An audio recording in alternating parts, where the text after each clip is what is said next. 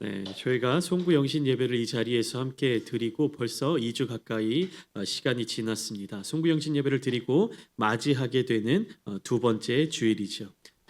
저의 어린 시절의 기억을 좀 떠올리게 됐습니다. 저의 어린 시절 제가 다녔던 교회에서 송구 영신 예배를 드렸던 모습이 아직도 머릿속에 떠오르고 합니다.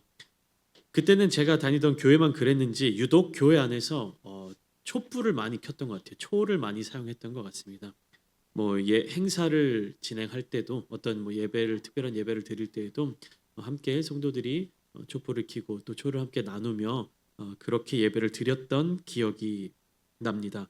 송구영신 예배 때도 어떻게 하냐면 교회 예배당 입구에서 초와 그다음에 종이컵을 이렇게 하나씩 나눠주면서 촛농이 흐르지 않도록 종이컵에 구멍을 뚫어서 초를 이렇게 감싸가지고 이렇게 조심스럽게 들고 교회 예배당 안으로 들어갔던 기억이 있습니다. 새해에 새롭게 떠오르는 그 햇빛이 태양이 작은 빛에서부터 시작해서 밝은 빛으로 떠오르듯이 송구영신 예배를 드리는 그 교회 안에 어두운 그 어둠 속에서 촛불이 하나 둘씩 밝아지면서 이 교회 예배당 안을 가득 채웠던 그 모습이 아직도 아름답게 펼쳐지는 그 모습 잊을 수가 없습니다. 그리고 예배 순서에 따라서 계속해서 그 과정들이 이어지고 마지막에 이르러 송구영신 예배 끝 부분에 이르러서 이제 헌금과 성찬 예식과 말씀 카드를 뽑는 그 순서가 이어졌는데 모든 성도들이 이렇게 한 줄로 이렇게 서서 목사님이 계시는 강대상 앞으로 이렇게 나아가서 헌금을 드리고 목사님이 떼어 주시는 성만찬의 떡과 음료를 마시고 이제 올해 내게 주시는 말씀을 뽑아서 받아서 자리로 돌아오는 그러한 모습을 가졌습니다. 돌이켜 생각해 보면 어린 제 마음속에 이 과정을 통해서 말씀 카드를 뽑는 그 모습이 마치 좋은 부적을 뽑는 혹은 좋은 어떤 카드패를 뽑는 그런 느낌이 들었던 것 같습니다. 좋은 말씀이 뽑혔으면 좋겠다. 유명한 말씀이 뽑혔으면 좋겠다. 나에게 딱 맞는 말씀이 나왔으면 좋겠다라는 등의 여러 가지 생각들이 제 마음속에 가득 차 있었던 것 같습니다. 그래서 예를 들면 창세기 12장 2절이나 3절의 말씀 같은 그런 카드가 나오면 아주 한 해를 기분 좋게 시작할 수 있을 것만 같은 느낌이 들었고 마태복음 16장 24절 말씀과 같은 카드가 나오면 심히 큰 슬픔을 당한 것만 같은 그런 마음이 들었습니다. 창세기 12장의 말씀 뭡니까? 하나님이 아브라함에게 주신 말씀이죠. 내가 너를 창대하게 하리라. 너 복이 될지라. 그때 당시 복의 근원이 될지라. 그리고 이런 말씀도 있죠. 너를 축복하는 자는 내가 복을 주고 너를 저주하는 자는 내가 저주할 것이다. 얼마나 든든한 말씀같이 느껴집니까? 그런데 반면에 마태복음 16장 24절 말씀은 무엇입니까? 예수님이 제자들에게 하신 말씀이죠. 누구든지 나를 따라오려거든 자기를 부인하고 자기 십자가를 지고 나를 따를 것이니라. 이 말씀 이런 종류의 말씀을 받으면 1년이 굉장히 슬픔으로 가득 차 있을 것 같고 어려움이 가득 넘칠 것 같고 막 그 말씀 카드를 정말로 수십 번을 뽑았지만 어떤 말씀 카드가 나에게 오느냐에 따라서 마치 1년의 나의 삶의 시간들이 결정되는 것만 같은 그런 기분이 들었습니다. 올해 우리 성도님들 받으신 말씀들은 어떠십니까? 받은 순간 아멘 하는 마음이 드셨습니까? 아니면 좀 아쉬운데? 좀 어려운데? 하는 그런 마음이 드셨습니까? 받는 순간 아멘 하고 받아들이시는 이유 혹은 아쉬운 마음이 드는 이유는 무엇 때문일까요? 여러분들이 받은 올해의 말씀 가운데 환난이라는 단어가 있거나 고난이라는 단어가 있거나 십자가라는 단어가 있을 때 여러분 아멘 하고 받으십니까? 개인적인 묵상으로는 제 올해 받은 말씀에는 환난이라는 단어가 많이 들어가 있습니다. 여러분들은 어떠십니까? 올해 내게 주신 말씀 가운데 예를 들면 순종이라는 단어가 들어가면 막 마음에 막 부담감 느끼고 그러시지 않으십니까? 왜 우리의 마음속에 그런 마음이 들까? 그런 생각이 들까? 오늘은 하나님의 말씀이라는 개념에 대하여서 간단히 나누어 보면 2025년 우리 교회에 주신 말씀 그리고 나에게 주신 말씀을 어떻게 붙들며 살아가야 할지에 대해서 함께 은혜를 나누고자 합니다. 먼저 하나님의 말씀이란 무엇인가를 알아야겠죠. 구약에서 이야기하는 말씀과 신약에서 이야기하는 말씀이요 조금 다릅니다. 그 말씀 자체가 다르다는 게 아니라 말씀을 표현하고 말씀에 대해서 묘사하는 방법들이 조금 다릅니다. 오늘은 특별히 구약에서 이야기하는 말씀에 대해서 함께 나눌 텐데요. 이 구약에서 이야기하는 말씀은 하나님의 계시와 그리고 의사소통의 중요한 방식 중에 하나입니다. 그래서 이 하나님의 말씀을 통해서 우리는 무엇을 알게 되냐? 하나님의 성품을 알 수 있고요. 하나님이 가지고 계신 뜻과 계획을 알 수 있고, 그리고 우리들을 향한, 우리 사람들을 향한, 인간들을 향한 사랑의 관계를 나타내는 주요한 표현입니다. 그러니까 하나님의 말씀을 통해서 하나님의 뜻과 비전과 역사를 알 수 있을 뿐만 아니라 우리를 사랑하시는 하나님의 그 마음을 알게 된다는 것이죠. 말씀의 원어를 살펴보면 히브리어 다바르라는 단어로 주로 표현이 되는데, 이 다바르라는 단어를 단순히 직역했을 때는 말하다, 사건 혹은 일, 이런 의미로 해석이 됩니다. 어떤 일이 일어났다, 어떤 사건이 발생했다, 그리고 말하다, 이런 의미로 해석이 되는데, 이 구약 성경에서 하나님의 말씀은 다양한 방식으로 나타나며, 그리고 이 개념은 구약 전체를 관통하는 중요한 주제를 가지고 있는 것입니다. 이 하나님의 말씀은 이 역사를 관통하고 구약 성경을 관통하고 인간의 모든 삶을 관통하는 주제를 가지고 있다는 것이 무엇입니까? 가장 먼저 말씀은 창조의 도구로 사용되었습니다. 하나님의 말씀에는 창조의 능력이 있다는 의미입니다. 창세기 1장에서 반복되고 있는 말이 있습니다. 하나님이 이르시되 라는 표현이 바로 하나님의 말씀을 의미하고 있는데, 이 말씀을 통해서 무엇이 이루어진 겁니까? 천지가 창조되었습니다. 인간이 존재하는 이 세상의 근본이 하나님의 말씀으로 이루어져 있다는 사실입니다. 그리고 이 땅에 서 있는 사람들에게 하나님의 뜻을 전달하는 주체가 바로 말씀입니다. 하나님께서 이 말씀을 통하여 그의 백성들에게 하나님의 계획과 뜻과 비전을 함께 공유하셨습니다. 하나님께서 계획하신 것 그냥 하나님이 이루시고 만들어 가시면 되는데, 그것을 우리들에게 말씀하여 주셨다라는 겁니다. 함께 나누어 주셨다라는 것이에요.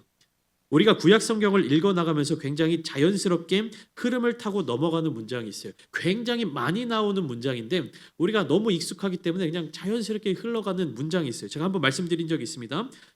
여호와의 말씀이 누구에게 임하여 이르시되, 이 문장이 구약 성경에 굉장히 많이 나옵니다. 여호와의 말씀이 모세에게 임하여 이르시되, 여호와의 말씀이 엘리야에게 임하여 이르시되, 혹은 선지서를 보면 우리가 새벽마다 읽고 있는 예레미야서나 혹은 지금 읽고 있는 에스겔서를 보면 여호와의 말씀이 내게 임하여 이르시되, 누굽니까? 예레미야의 입장에서, 에스겔의 입장에서 여호와의 말씀이 내게 임하여 이르시되, 이렇게 시작되는 문장이 많은 것을 우리가 볼 수 있습니다. 그러니까 선지자들의 입장에서 보면 무엇입니까? 하나님의 말씀이 나에게 임하였고 나는 그 하나님의 말씀을 이 백성들에게 전달하는 책임을 갖고 있는 사람이다. 그것을 백성들에게 전달하는 일이 선지자의 주된 임무다라는 것을 고백하고 있는 것이죠. 내가 예언의 말을 하지만, 내가 이 책을 기록하고 내가 백성들에게 이 말을 하지만 이것이 나의 뜻이 아니라, 나의 계획이 아니라 누구의 뜻이란 말입니까? 하나님의 뜻이다. 하나님이 나에게 이런 말씀을 주셨기에 내가 그것을 너희들에게 전달한다. 그러니까 하나님의 마음과 하나님의 뜻을 함께 나누는 것들이 바로 선지자들의 중요한 임무 중에 하나였다라는 것입니다. 이렇게 선지자들을 통하여 전달된 하나님의 말씀은 또한 어떠한 역할로 이어지게 되느냐 하면 언약과 율법을 나타내 보여줍니다. 구약 성경에서 언약과 율법은 하나님과 그의 백성 사이의 관계의 증거로 전역돼요. 그러니까 언약 관계라고 이야기하죠. 하나님과 우리 인간들 사이에 특별한 관계가 있다라는 것이에요. 근데 그 특별한 관계를 누가 증명을 해줄 수 있냐는 것이, 그것을 하나님께서 증명을 해주신 것입니다. 그래서 이후에 나타나게 될 심판과 경고, 그리고 또 약속과 소망의 메시지로 이어지게 되는 것입니다. 하나님의 말씀은 창조의 역사로 시작되었으며 마지막 날에 이르기까지 계속해서 우리에게 하나님의 뜻과 계획과 하나님의 권능과 또 하나님의 그 마음을 우리들에게 전해주고 계신다라는 것입니다. 레위기 18장 2절부터 4절까지 말씀은 이렇게 기록되어 있습니다. 너는 이스라엘 자손에게 말하여 이르라. 나는 여호와 너희의 하나님이니라. 너희는 너희가 거주하던 애굽 땅의 풍속을 따르지 말며 내가 너희를 인도할 가나안 땅의 풍속과 규례도 행하지 말고 너희는 내 법도를 따르며 내 규례를 지켜 그대로 행하라. 나는 너희의 하나님 여호와이니라. 아멘. 하나님께서 분명하게 말씀, 나는 너희의 하나님이다. 너희는 내 백성이다. 너희는 나의 백성이다. 하나님께서는 말씀을 통하여서 이 관계를 계속해서 강조해주고 계신 것이, 이스라엘 백성들이 하나님의 그 언약 관계 안으로 들어가려고 하지 않고 계속해서 자기의 뜻대로, 자기의 생각대로, 자기의 소견에 옳은 대로 삶을 살아가게 되니까 어떻게 되는 것입니까? 하나님은 또 심판에 대한 경고의 메시지, 사랑의 음성을 계속해서 들려주고 계셨던 것입니다. 하나님의 말씀 위에, 그리고 하나님의 말씀으로 창조된 피조물들은 무엇으로 말미암아 살아갈 수밖에 없습니까? 하나님의 말씀으로 말미암아 살아갈 수밖에 없습니다. 여러분, 이 사실이 믿어지십니까? 상징적인 표현이나 비유적인 표현이 아니라 말 그대로 하나님의 말씀으로 살아가야만 합니다. 천지가 다 하나님의 말씀으로 이루어졌고 우리 안에도 하나님의 생명이 들어가 있고 말씀으로 말미암아 살아갈 수밖에 없는 존재임을 우리는 날마다 고백하며 살아야 하는 것이에요. 우리가 인간의 손으로 지은 것만 같은 이 건물들이라든지 이러한 모습들도 결국에 그 안에 하나님의 말씀이 없다면 아무런 능력이 없는 것입니다. 우리가 발을 딛고 살아가는 이 땅조차도 하나님의 말씀으로 이루어졌다라는 그 믿음이 우리 마음 가운데 있어야 한다는 것입니다. 우리가 발걸음을 딛고 걸어가는 그 길이 어느 곳이든지, 우리가 두 눈을 가지고 바라보는 곳이 무엇이든지, 우리가 관계를 맺고 살아가며 우리의 입술을 통해서 말하고 우리의 귀를 통해서 듣고 이 모든 것들이 다 하나님의 말씀으로 이루어졌다라는 사실을 우리는 믿어야 합니다. 그 믿음을 가지고 살아가야 하는 존재가 바로 하나님의 자녀, 하나님의 백성, 거룩한 성도들입니다. 영적인 눈을 열어 이 말씀을 보십시오. 신명기 8장 3절입니다. 너를 낮추시며 너를 줄이게 하시며 또 너도 알지 못하며 내 조상들도 알지 못하던 만나를 내게 먹이신 것은 사람이 떡으로만 사는 것이 아니요 여호와의 입에서 나오는 모든 말씀으로 사는 줄을 내가 알게 하려 하심이니라. 비유의 말씀이 아닙니다. 정말로 하나님의 말씀으로 살아야 한다는 것입니다. 떡으로만 사는 것이 아니라 우리의 육신의 생명을 이어가는 것, 우리의 몸에 무엇인가를 채워주는 것, 그것을 붙들고 살아가는 것이 아니라 하나님의 말씀을 붙들고 살아가야 합니다.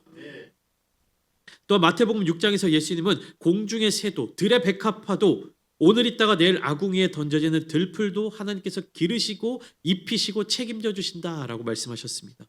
그러면서 무엇을 먹을까, 무엇을 마실까, 무엇을 입을까 하지 말라 라고 말씀하시죠. 왜 그렇습니까? 그것들은 다 이방인들이 구하는 것이기 때문에. 여기서 말하는 이방인들이란 하나님을 알지 못하는 자들입니다. 하나님과 관계를 맺지 못하며 살아가는 자들입니다. 그 사람들은 무엇을 구합니까? 내가 입을 것, 내가 먹을 것, 내가 소유할 것, 내가 가질 것들을 추구하며 살아간다는 것입니다. 그러나 주님께서는요, 아무것도 걱정하지 말고 염려하지 말고 준비하지 말아라. 하나님께서 기르시고 입히시고 책임져 주신다. 우리 함께 마태복음 6장 31절부터 33절 말씀 함께 한 목소리로 읽어보면 좋겠습니다. 함께 읽겠습니다. 시작. 그러므로 염려하여 이르기를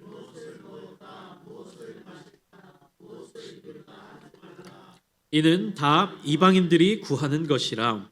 너희 하늘 아버지께서 이 모든 것이 너희에게 있어야 할 줄을 아시느니라. 그런즉 너희는 먼저 그의 나라와 그의 의를 구하라. 그리하면 이 모든 것을 너희에게 더하시리라. 아멘. 하나님의 나라와 하나님의 의를 구하는 것, 하나님의 말씀을 붙들며 살아가는 것, 그것이 우리가 살아가야 할 목적이고 우리가 바라보아야 할 것들입니다. 하나님의 말씀에 생명이 있습니다. 아니, 더 정확하게 말씀드리면 하나님의 말씀이 생명입니다. 하나님의 말씀이 능력입니다. 하나님의 말씀이 구원입니다. 이 말씀이 우리를 생명의 길로 인도하십니다. 능력의 길, 구원의 길로 인도하십니다. 우리는 그 부르심에 응답하여 순종함으로 나아가야 합니다. 하나님께서 구약의 계시를 통하여서, 율법을 통하여서, 선지자를 통하여 계속해서 전해 주셨음에도 불구하고 이스라엘 자손들이 하나님의 말씀을 깨닫지 못하자 하나님은 최후의 방법으로 말씀이신 예수, 길이요 진리요 생명 되신 예수 그리스도를 이 땅에 보내주셨던 것입니다. 살아계신 하나님의 말씀, 예수 그리스도. 그래서 신약의 말씀 가운데 로고스의 말씀, 레마의 말씀으로, 여기서 또 다음 주에 함께 더 나누면 좋겠는데요. 이 말씀이신 예수, 그 예수를 우리 가운데 보내주셨습니다. 그런데 유대인들은 하나님께서 율법으로서 또 선지자들의 예언으로서 그 선포로서 백성들에게 주어졌던 하나님의 말씀을 깨닫지 못하자 말씀 그 자체이신 예수님을 보내주셨습니다. 예수님을 바라보면서 예수님을 보면서 하나님의 말씀을 깨달아라. 하나님의 말씀을 느껴라. 그 말씀을 붙들고 살아가라. 직접 눈으로 보여주셨음에도 불구하고 유대인들은 그것을 보려고 하지 않았습니다. 붙잡으려 하지 않았습니다. 깨달으려 하지 않았습니다.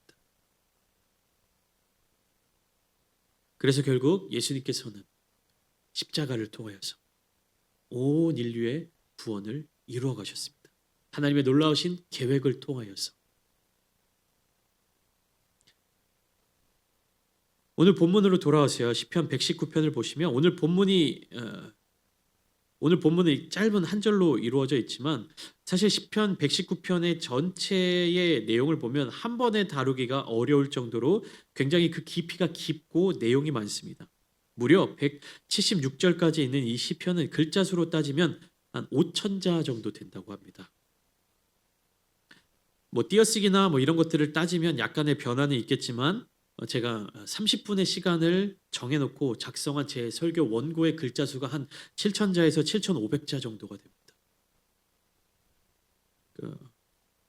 그러니까 시편 119편의 이 시가 굉장히 내용이 길다라는 사실을 알 수가 있습니다. 여러분 시 한 편입니다. 시, 뭐 소설도 아니고요.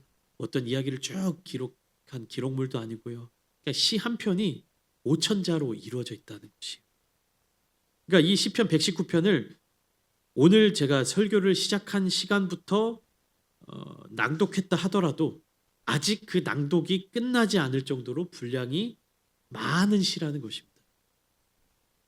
그러면 이 시편의 저자는 도대체 무슨 말을 하고 싶어서 이렇게 길게 그 노래를 이어가고 있는 것일까요? 한마디로 요약을 하면 하나님의 말씀을 사랑하는 삶을 노래하는 것입니다.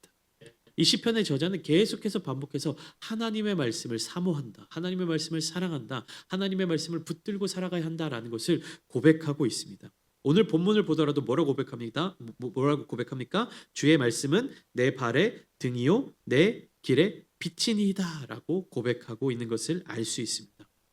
이 시편의 저자가 얼마나 주의 말씀을 사모하는지 거의 모든 구절마다 하나님의 말씀에 대한 고백을 담아놓고 있습니다. 시편 119편에서 주의 말씀, 이 말씀이라는 표현은요 43번 나옵니다.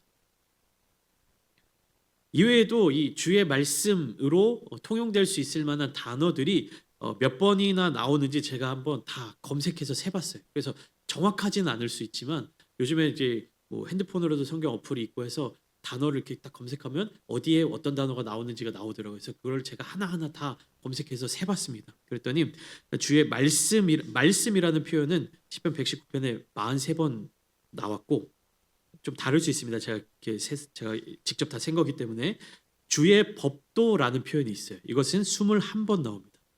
주의 계명이라는 단어는 21번, 주의 율례라는 단어도 21번 나오고요. 증거라는 단어가 20번, 그리고 규례 15번, 주의 도 10번 나오고 주의 율법이라는 단어가 8번 나오고 주의 교훈, 주의 판단이 4번, 2번 이렇게 나옵니다. 그러니까 제가 이거를 다 더해 보니까 총 176절의 시편에서 이 주의 말씀과 같은 의미를 지닌 표현이 165번 나오는 것이에요.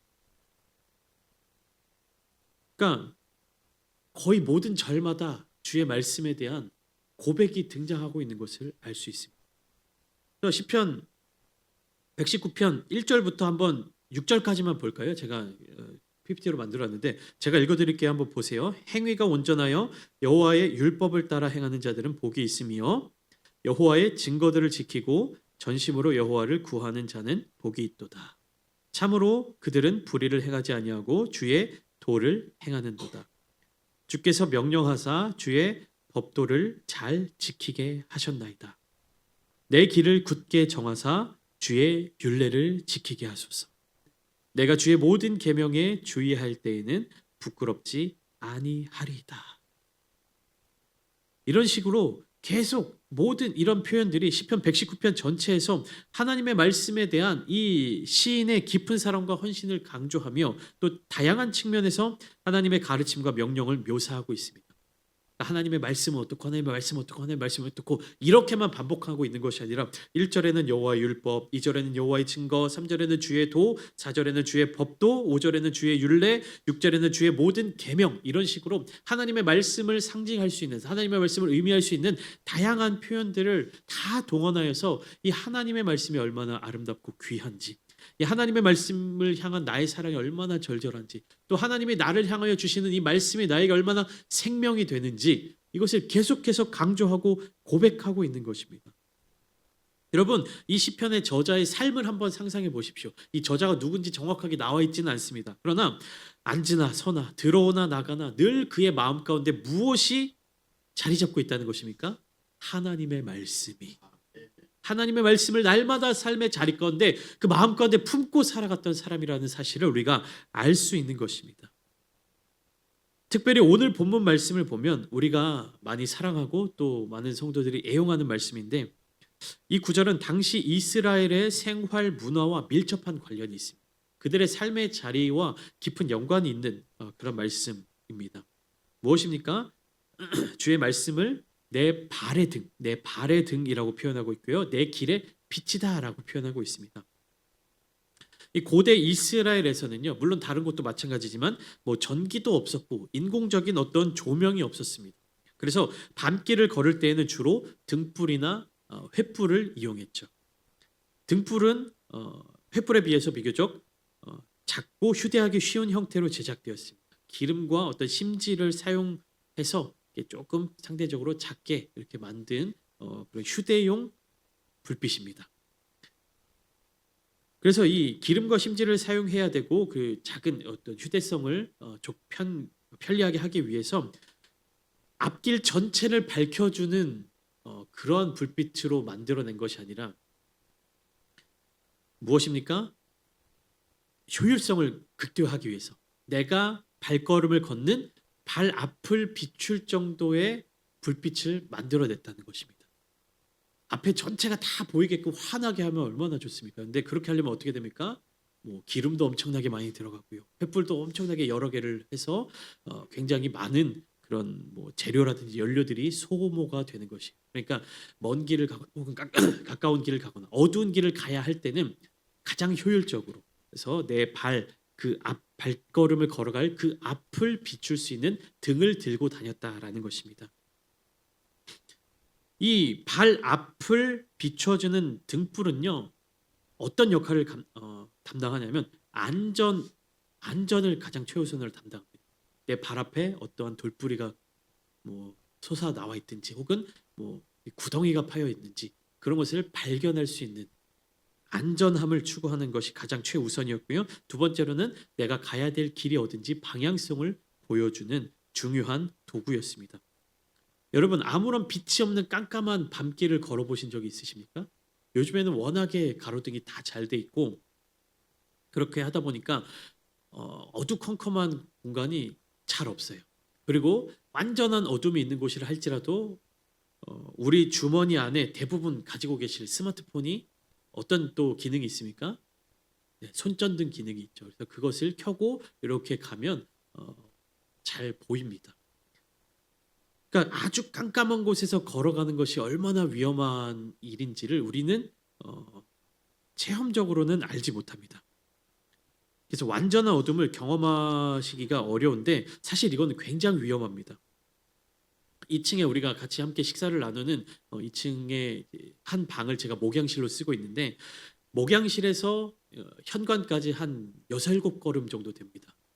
한 5걸음 걸어가면 그 신발장 앞까지 되고요. 거기서 이제 한 7걸음째 신발을 신고 나갈 수 있는 그 짧은 공간인데 제가 밤에 이제 설교 준비를 하거나 뭐 이렇게 행정 업무를 마치고 목양실 불을 딱 끄고 나오면 완전히 깜깜합니다. 그러니까 아무것도 보이지 않아요.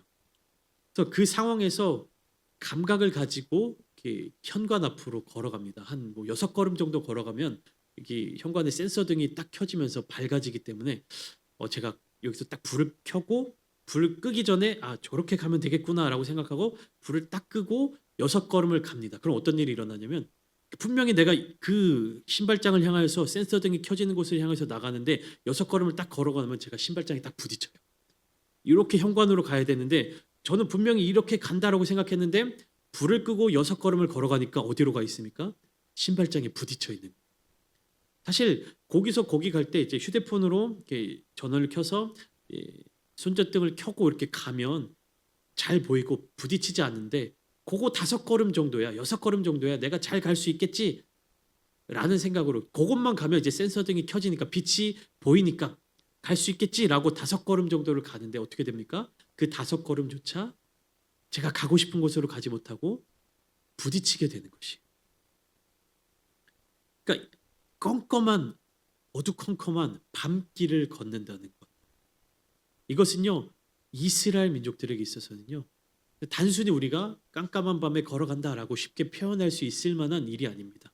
도로도 포장되어 있지 않고요. 그 어두운 길 가운데 어떤 사나운 짐승이 있을지 모르는 그 상황 가운데 주의 말씀은 내 발의 등입니다라고 비유한 것은 이 하나님의 말씀이 인생의 어둠 속에서 길을 밝혀줌으로 말미암아 나를 지켜주시고 내가 가야 될 길을 알려주신다라는 것을 고백하고 있는 시인의 표현입니다. 집안 어둠 속에서 걷는 이 대여섯 걸음도 내 몸을 상하게 만드는데 인생의 어둠 속에서 한 걸음이라도 쉽게 걸어갈 수 있겠습니까? 그만큼 하나님의 말씀은 내 인생의 한 걸음 한 걸음을 걷도록 만들어주는 내 발의 등이 되어주시는 것입니다. 또한 당시 이스라엘의 그 도로를 보시면 오늘날처럼 이렇게 포장이 잘 되어 있지 않았겠죠. 산길이나 돌길이 많았으며 또 어두운 시간에 이동하면 넘어지거나 길을 잃기 쉬웠습니다. 밤에 여행을 할 때는 등불 없이는 방향을 잡기가 어렵고 위험했기 때문에 빛은 단순한 편리함을 넘어 생존과 직결되었습니다. 그러니까 등은 내가 걸어가야 될 그 길에 내가 내 발을 비춰주는 것이고 내 길에 빛이 된다라는 것은 무슨 말입니까? 내가 가야 될 그 길이 어느 길로 향하여 있는지 그 길을 따라서 내가 어떻게 가야 되는지 그곳을 비추어 주신다는 말입니다. 발걸음을 지켜주시고 내가 나아가야 될 앞길을 붙들어 주시는 것. 이것은 단순한 편리성, 어떤 편리함을 넘어서는 일이었습니다. 따라서 내 길의 빛이라는 표현은 인생의 여정에서 하나님의 말씀을 통하여서 방향성을 얻는 것입니다. 생명을 얻는 것입니다. 그런 시인의 깊은 묵상이 이 한 절에 담겨져 있는 것이에요. 그런데 그러한 깊은 묵상이 176절까지 이어지고 있는 것을 알 수 있습니다. 발의 등, 길의 빛 이러한 표현은 정말로 하나님의 말씀이 나의 삶에 큰 비중을 차지할 뿐만 아니라 하나님께서 인도해 주시는 것을 바라고 믿고 소망하는 고백이 되는 것입니다. 이와 같은 개인의 고백과 소망은 결국 이스라엘 전체 공동체로 확장될 수밖에 없었습니다. 이스라엘은 공동체 중심의 사회였으며 율법과 하나님의 말씀은 개인뿐만 아니라 공동체 전체의 삶을 규율하는 데 핵심적인 역할을 했기 때문에 공동체 안에서 올바른 관계를 유지하고 정의와 공의를 실천하는 데 빛과 같은 존재였습니다. 하나님의 말씀으로 나 한 사람이 바르게 서 있고 하나님의 말씀으로 내가 하나님의 인도하심을 따라 잘 나아가면 그 공동체 안에 한 사람 한 사람 한 사람이 그 말씀의 영역 가운데 함께 들어올 때 공동체가 하나님의 나라로서 이루어져 간다라는 것입니다.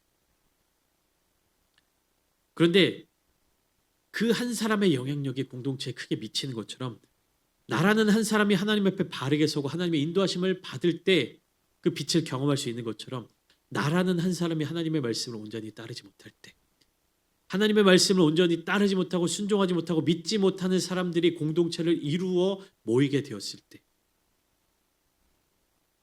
모든 공동체가 하나님의 말씀을 소중하게 여기지 않게 되며 또 그 안에서 관계가 무너지고 하나님의 정의와 공의와 비전과 꿈이 사라져버리게 되는 것입니다.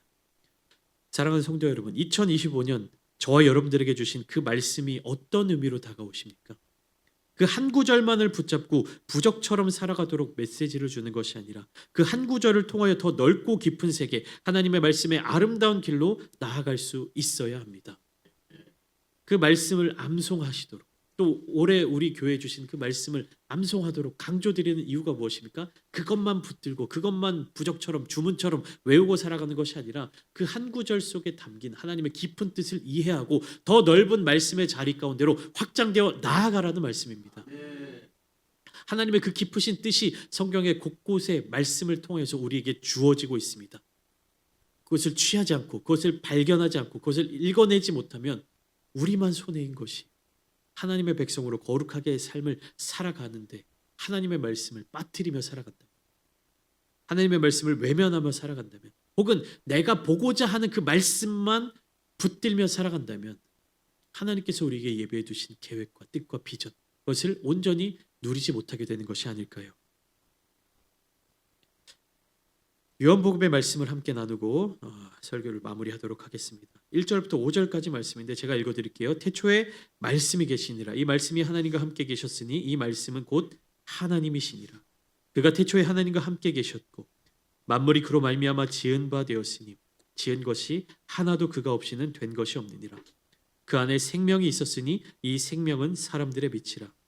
빛이 어둠에 비치되 어둠이 깨닫지 못하더라. 여러분, 빛이 비추었음에도 불구하고 깨닫지 못하는 삶을 살아내실 것입니까? 아니면 주의 말씀은 내 발의 등이요 내 길의 빛이니이다 고백하는 삶을 사실 것입니까? 2025년 새롭게 시작하는 한 해 주님의 말씀을 내 발의 등으로 삼아서 주님의 말씀을 내 길의 빛으로 삼아서 그 말씀을 굳건하게 붙들며 살아가시기를 축복합니다. 그렇게 말씀만을 의지하며 살아가실 때 하나님의 놀라우신 계획 저 여러분들을 향한 이 교회를 향한 하나님의 비전과 복과 은혜가 충만하게 넘치게 될 줄 믿습니다. 그러한 하나님의 말씀을 붙들고 은혜를 충만하게 누리며 살아가시는 모든 성도님들 되시기를 예수님의 이름으로 축원합니다.